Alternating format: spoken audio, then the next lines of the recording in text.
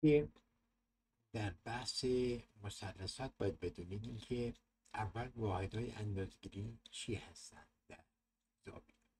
ما چیزایی که در بحث واحدهای اندازه‌گیری زاویه هستی که اسمش هست بچه‌ها درجه. درجه چیه؟ یک درجه زاویه مرکزی روبرو به کمانی از دایره است که طول آن برابر با چند بچه‌ها؟ 1/360.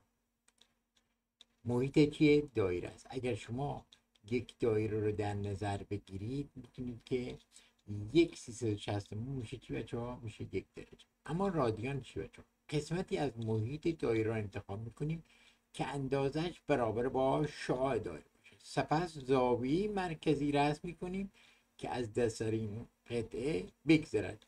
به این زاویه 1 رادیان. دقت کنید، نگاه کنید بچه ها. ما یک قسمتی از دایره رو انتخاب میکنیم و این شعاع ها به اندازه چی باشه؟ شعاع. مثلا اگه شعاع 3 باشه، کمان هم به اندازه چی؟ 3. به این چون بچه ها زاویه روی مرکز دایره قرار داره بهش میگن زاویه چی؟ مرکزی. چون اینجا چیه؟ مرکز دایره است. پس این تتا چی هسته؟ پس به این میگن چی بچه ها؟ 1 رادیان. پس یعنی 380 درجه معادله با عدد با پی رادیانه. با چنده؟ پی رادیانه. که پس تتا میشه اینجا چی بچه ها؟ 1 رادیان. میشه 1 رادیان. اما نکته که باید بدونی چی هست؟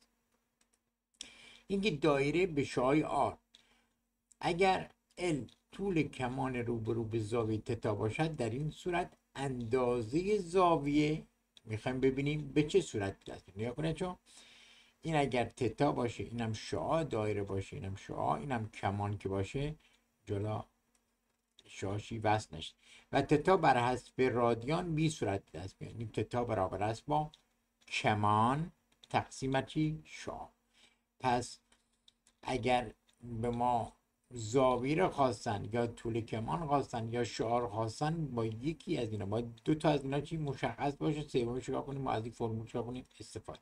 اما تبدیل واحد بین درجه و رادیان.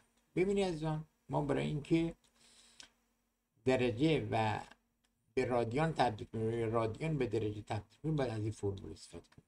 دی یعنی درجه تقسیم بر 180 مثل با آر یعنی رادیان تقسیم بر پی. خب گفته زوایای 200 درجه و 70 درجه معادله با چند رادیان. این الان درجه به ما داده، میخوام تبدیلش کنیم به چی؟ رادیان. ما فرمول می نویسیم دی تقسیم بر 180 مثل با آر پیوم. پس آر پیوم درجه داده 200، این هم 180. یعنی ما اینجا چی؟ درجه به ما داده، پس با به جای دی میذاریم چند؟ 200. خب ساده میکنیم، یه طرفین وسطینی انجام میدیم که میشه این در این ضرب میشه طرفین وسطین، میشه 180 آر مثل با 200 پی. که ما میگه رادیان نمیخوایم، پس طرفین رو بر 180 تقسیم میکنیم، یعنی میشه 5/9 پی. پس بچه 200 درجه برابر با 5/9 پی است. اما یه سال گفته در یک دایره به 16 سانتی متر توسط زاویه آلفا کمانی به طول 6 سانتی متر بریده می شود. مقدار آلفا بر حسب رادیان چقدر است؟ خب بچه اینجا آلفا من اینجا نوشتم، تتا فرقی نمیکنه، چون اسم زاویه میتونه تتا باشه، آلفا باشه، گاما باشه، بتا باشه، هر اسمی میتونه باشه. پس اینجا طبقی فرمول بچه گفته نگاه کنید، شعاع دایره به ما داده، یعنی آر به ما داده چنده؟ 3. طول کمان هم به ما داده، یعنی ال هم به ما داده چند؟ 6. گفته مقدار آلفا بر حسب رادیان چیه؟ خب ما جایگذاری میکنیم توی، پس المون بوده 6، آرمون هم بوده چند بچه؟ 3. پس برابر با چند میشه؟ 2 رادیان.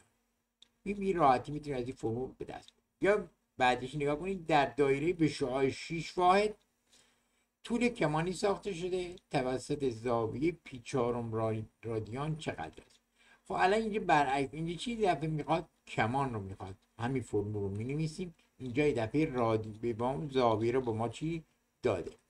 خب پس نتیجه میگیریم که به جای تتا میتونیم پی 4 بیچاریم که خودش داده مساویس با ال ما نداریم، تقسیم بر آر داریم چنده 6.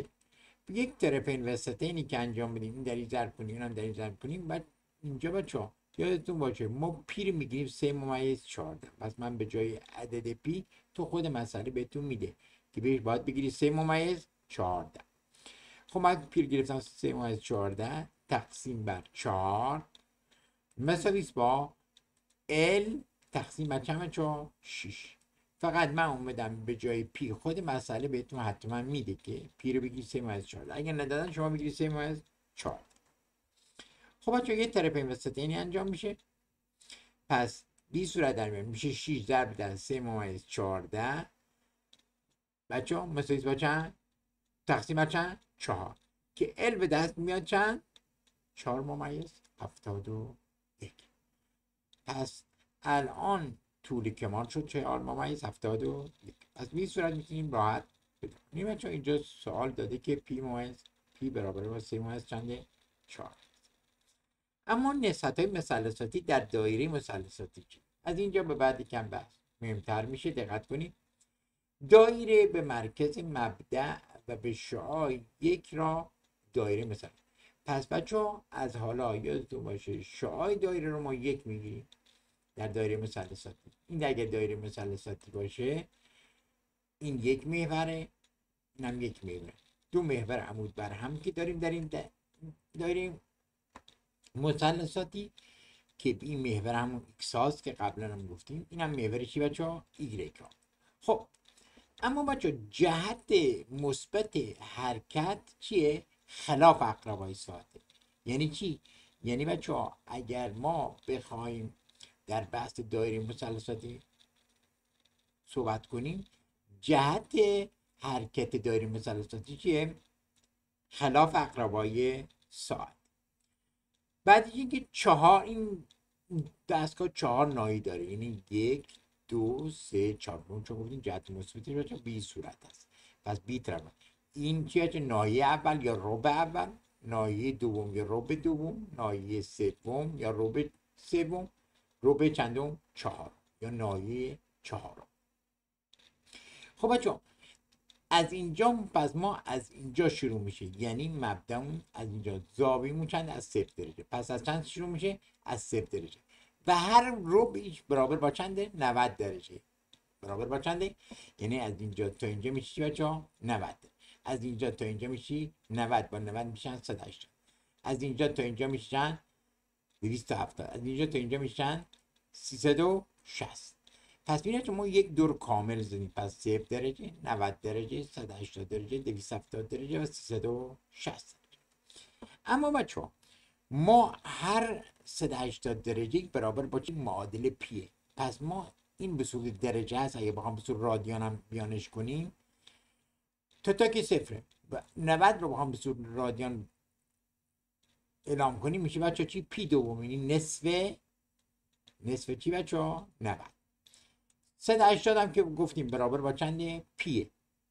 270 درجه میشه بچه میشه 3 پی دوم، یعنی پی دوم 90 ضرب در 3 هم میشه 270. اگر بر حسب رادیان بود بچه ها میتونیم تبدیل کنیم به درجه یا درجه خاص تبدیل کنیم به. پس 270 درجه برابر با 3 پی دوم. و همچنین یک دور که کامل برگردیم 360 هم برابر با 2 پیه، چون 2 ضرب در 380 میشه 360. پس هر پی دوم به یک ناحیه میرسیم. پس اینا هر پی دوم یک ناحیه یا همون 90 درجه به یک ناحیه میرسیم.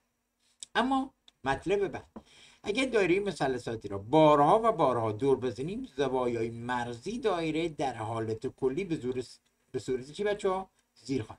یعنی ما هی دور بخوایم بزنیم دایره مثلثاتی، ببینید چه اتفاقی. دقت کنید. اگر دایره مثلثاتیمون باشه ما میدونیم این از اینجا چی؟ از 0 شروع میشه. یعنی بچه مضارب زوج پی از اینجاست. یعنی چی؟ یعنی 0 2 پی 4 پی 6 پی 8 پی. یعنی بچه پس اینجا میشن مضارب زوج پی. اینجا بچه چی؟ اینجا میشه زوج نیم پی. یعنی چی؟ یعنی پی دوم، یعنی زوج پی دوم. اینجا چی میشه بچه؟ پس میشه چی؟ مرز بالایی. مرز بالایی شد پی دوم، 5 پی دوم، 9 پی دوم، 11 پی دوم، 13 پی دوم و الی آخر.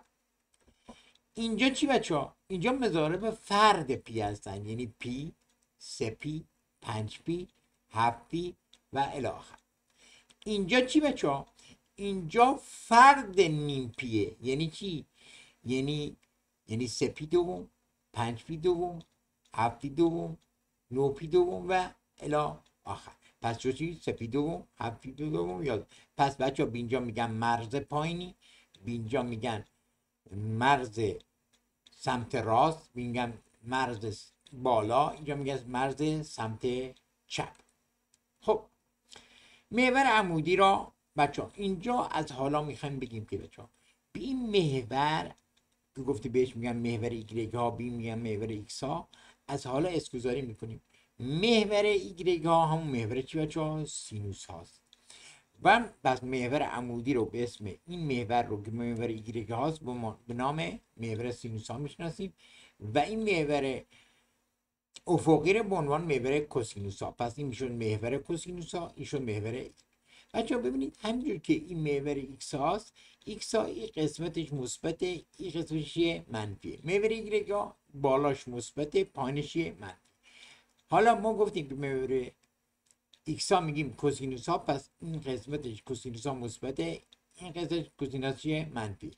این که گفتیم محور ایگرگ هاست بالا مثبت، پایین منفی، پس بالا سینوس ها مثبتن، پایین سینوس ها منفی است. نگاه کنید اینجا بچه ها، در اینجا وقتی ما میخوایم شروع کنیم سینوس صفره، یعنی سینوس صفر، سینوس تتا چنده؟ صفر. کوسینوس تتا چنده؟ یکی، یعنی کوسینوس صفر درجه میشه یک. بچه ها اینجا بچه ها کوسینوس پی دوم صفره ولی سینوس پی دوم چنده؟ یک. اینجا کوسینوس پی منفی یکه ولی سینوس صفر چنده؟ صفر. یعنی ما متوجه میشیم کوسینوس عددی بین منفی یک و یک و همچنین نگاه کنید سینوس پی چنده؟ منفی یک. کوسینوس پی چنده؟ صفر. پس اینجا متوجه میشیم که سینوس هم عددی بین چنده بچه ها؟ منفی یک و یک. هم سینوس و هم کوسینوس مقادیرشون بین منفی یک و یکه، پس نه کمتر از منفی یکه نه بیشتر از یک.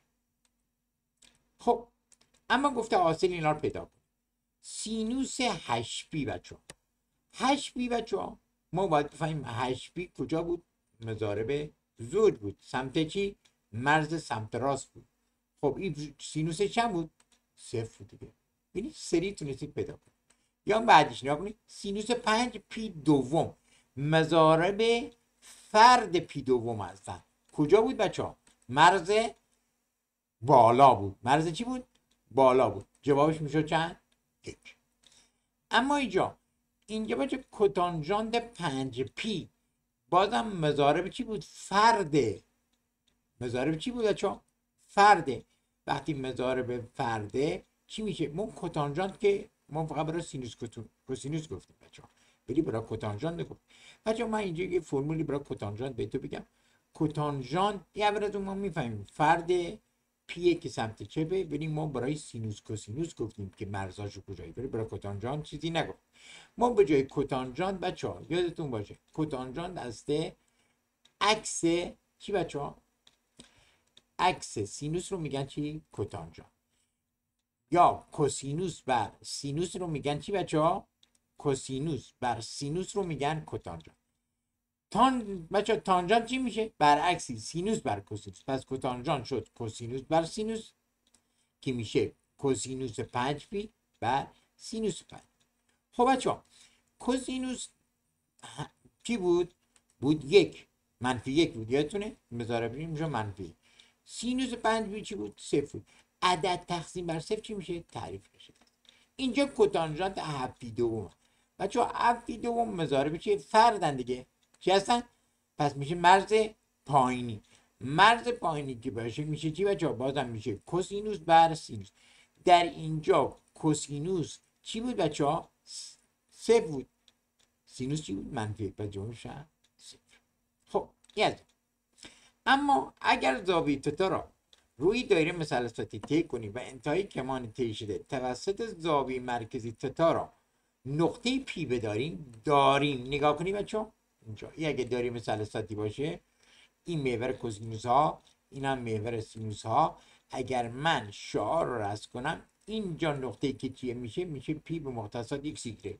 یعنی بچه من اگر از اینجا عمود کنم بر محور کوسینوس ها یا بر محور ایکس ها یک مثلث قائم زاویه وجود میاد که این میشه وترش، این میشه اینجا میشه زاویه قائمش و اینجا میشه زاویه. پس بچه الان در اینجا این نقطه به نام ایکس ایگرگ است، ایکس ایگرگ. پس اینجا بچه چیه؟ همون ایکس دیگه. پس این چیه بچه این محور بر این مساب این زل بر محور ایکس ها منطبقه.